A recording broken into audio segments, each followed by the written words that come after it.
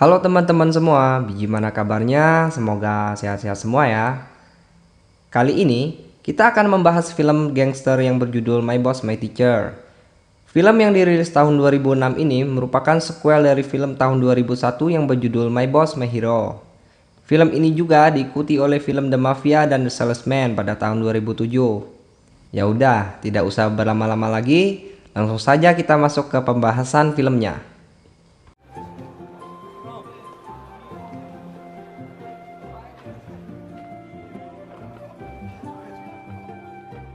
Cerita ini diawali dengan memperlihatkan Sangdu yang sedang menjalani masa kuliahnya di tahun ketiganya.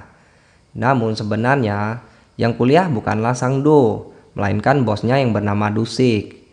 Jadi Sangdu berkuliah menggunakan nama Dusik. Akhirnya, bos besarnya pun mengetahui penyamaran Sangdu sebagai Dusik dan bosnya pun menyuruh Dusik menyelesaikan masalah itu sendiri. Lalu Dusik memberitahukan kepada Sangdu jika bos besar telah mengetahui masalah ini. Dusik memutuskan untuk menyelesaikan sisa-sisa kuliahnya. Ternyata, Dusik diharuskan untuk menjalankan tugas sebagai seorang guru di salah satu sekolah di sana.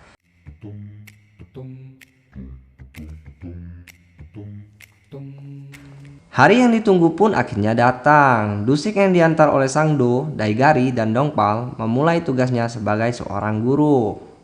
Dusik meminta diturunkan di tepi jalan agar identitasnya tidak diketahui oleh orang lain.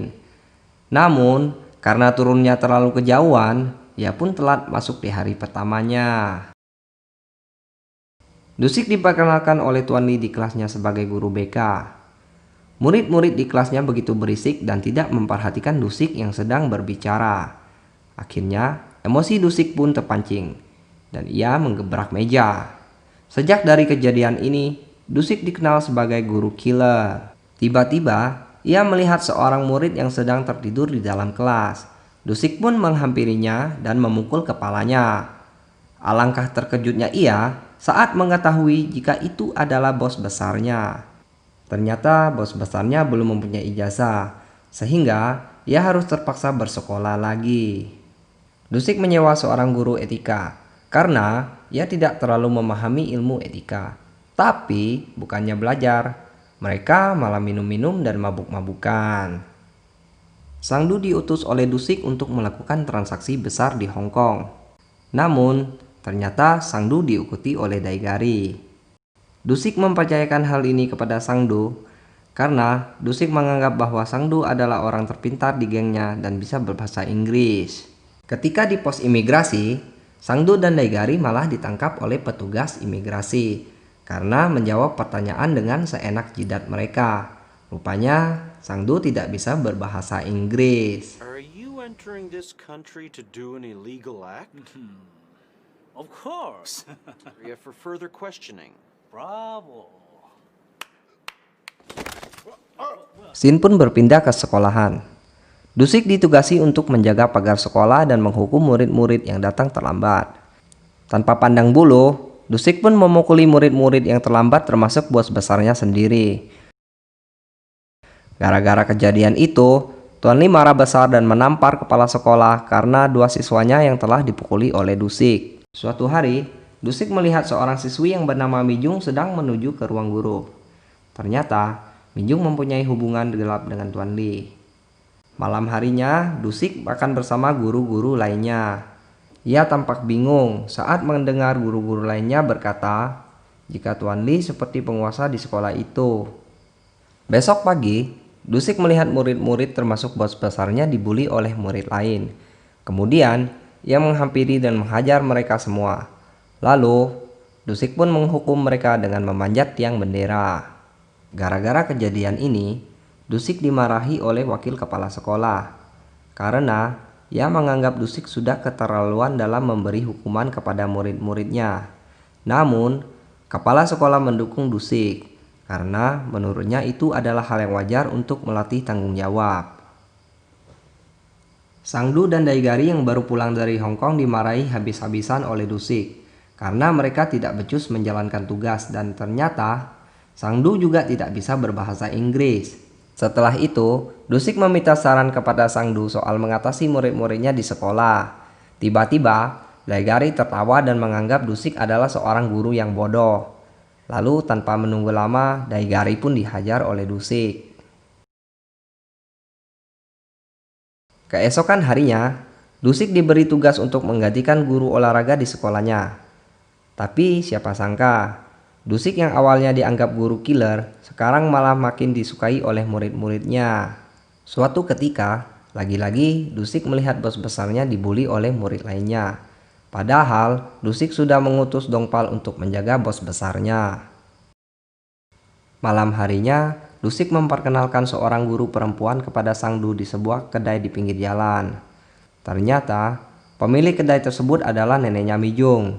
Mijung yang mendengar curhatan neneknya mengenai dirinya, langsung marah dan pergi dari sana. Dusik pun mengajar dan menasehatinya agar tidak bersikap seperti itu kepada neneknya. Namun, betapa kagetnya Dusik mendengar Mijung yang berkata, "Jika kau menginginkanku, maka bayarlah lebih." Mijung pun segera pergi dari sana. Karena guru wanita sudah mabuk berat dan ditambah lagi ketenangan bos besar, Dusik meminta Sangdu untuk mengantarnya pulang.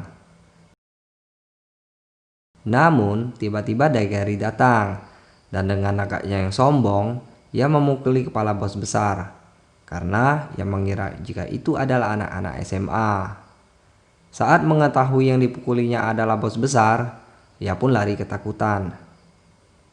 Cerita berlanjut, bahwa Sangdo telah mengetahui kebenaran sekolah Kangsung. Ternyata, gengsin dari B-Boys adalah dalang dari sekolah tersebut. Kemudian, Dusik meminta Dongpal untuk membuntuti Tuan Li. Di sisi lain, Daigari kembali ke markas Dusik untuk memohon maaf dan mengizinkannya untuk bekerja kembali. Dusik pun memaafkannya dan berharap dia tidak melakukan kesalahan lagi. Kemudian tibalah geng dari Hong Kong ke markas mereka untuk membicarakan proyek besar. Namun, entah apa yang dipikirkan oleh Sangdu dan Daigari. Mereka malah mengejek-ejek dan mengajak geng Hong Kong itu untuk berkelahi. Ternyata, Sangdu tidak memahami bisnisnya dan membuat mereka berebutan wilayah kekuasaan.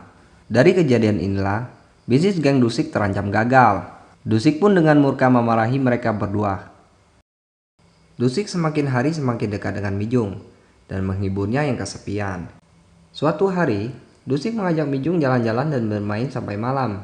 Di sisi lain, Dongpal telah membuntuti Tuan Li yang berada di sekolahnya malam itu. Ternyata, Tuan Li sedang menyalin kunci jawaban ujian. Dongpal pun bergegas memfoto kejadian tersebut. Dusik yang sedang berjalan bersama Mijung diguyur hujan dan mereka pun berteduh di sebuah halte. Ketika Dusik ingin membeli payung di seberang jalan, tiba-tiba Mijung diganggu oleh Tuan Li karena ia lebih memilih Dusik daripada dirinya. Dari sinilah kita mengetahui bahwa Mijung adalah pacar bayaran Tuan Li. Tuan Li pun memberikan uang kepada Mijung. Mijung pun dengan terpaksa mengambilnya karena ia melakukannya untuk mencukupi kebutuhan dia dan neneknya. Mijung yang kesal segera pergi. Tapi siapa sangka, tiba-tiba ia malah ditabrak mobil. Dusik yang keluar dari toko melihat secara langsung kejadian tersebut, sehingga membuatnya mengeluarkan air mata kesedihan. Mijung pun segera dibawa ke rumah sakit, tapi sayangnya nyawanya tidak tertolong. Ia pun keesokan harinya pergi ke sebuah jamuan makan malam dan menghajar habis-habisan Tuan Li sampai masuk rumah sakit. Tapi siapa sangka, di kelas Dusik malah digosipkan menghamili Mijung sehingga membuat Mijung bunuh diri. Temannya yang mengetahui kejadian sebenarnya membantah dan menceritakannya sambil menangis.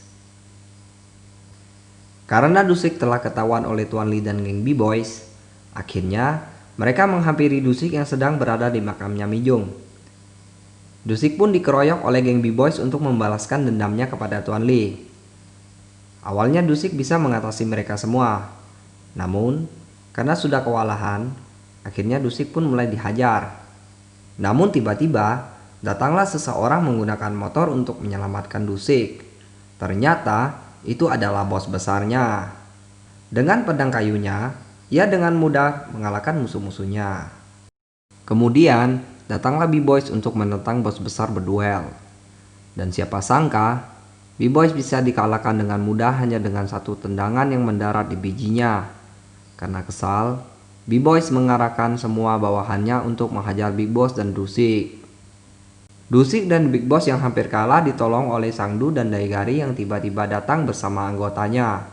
Kemudian perkelahian antara kedua geng pun terjadi. Di tengah perkelahian, tiba-tiba muncullah Dongpal bersama murid-murid lainnya untuk membantu mereka. Dan akhirnya B-Boys pun kabur.